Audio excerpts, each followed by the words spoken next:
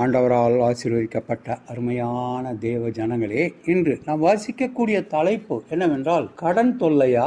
ஏற்ற காலத்தில் உன் தேசத்திலே மழை பெய்யவும், நீ கையிட்டு செய்யும் வேலைகளையெல்லாம் ஆசீர்வதிக்கவும் கர்த்தர் உனக்கு தமது நல்ல பொக்கிஷசாலையாகிய வானத்தை திறப்பார். நீ அநேக ஜாதிகளுக்கு கடன் கொடுப்பாய், நீயோ கடன் வாங்காதிருப்பாய். உபாகமம் 28வது அதிகாரம் 12வது வசனம். இந்த அவசர உலகத்தில் நம் தேவைகள் அதிகமாகிவிட்டன. நம் தேவைகளை பூர்த்தி செய்ய அநேக விதமான வித்தியாசமான காரியங்களை நாம் செய்ய ஆரம்பிக்கின்றோம். தற்போது இருக்கும் வேலையில் கிடைக்கும் சம்பளத்தை விட அதிகமாக சம்பளம் கிடைக்கும் வேலையை தேடி ஓடுகிறோம். அப்படியும் தேவைகள் பூர்த்தியாகாத பட்சத்தில் சிலர் வேலை செய்யும் இடத்தில் பணத்தை கையாடல் செய்கின்றனர். அப்படியும் செய்ய முடியாதவர்கள் அல்லது இன்னும் தேவைகள் பூர்த்தியாகாத பட்சத்தில் கடன் வாங்கி தங்களின் தற்போதைய தேவைகளை பூர்த்தி செய்து கொள்வர். கடன் என்பது பல வகைப்படும்.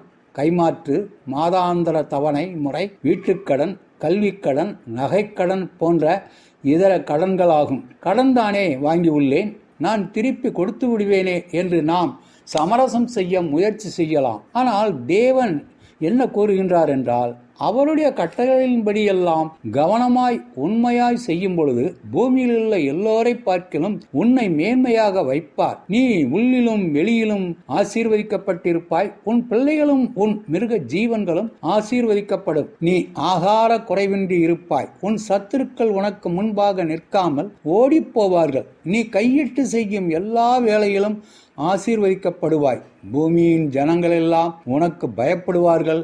ஏற்ற காலத்தில் உன் தேசத்தில் மழை பெய்யும். நீ அநேகம் ஜாதிகளுக்கு கடன் கொடுப்பாய், நீயோ கடன் வாங்காதிருப்பாய். ஆகவே இவைகளையெல்லாம் மீறி உங்களுக்கு கடன் தொல்லை இருக்கிறது என்றால், உங்களுக்கும் தேவனுக்கும் உள்ள உறவில் ஏதோ ஒரு பிழை இருக்கிறது. அந்த தவறுதல்களை சீர்திருத்தி மேற்கூறிய ஆசீர்வாதங்களை நீங்கள் பெறும்படியாக தேவன் வழி நடத்துவாராக.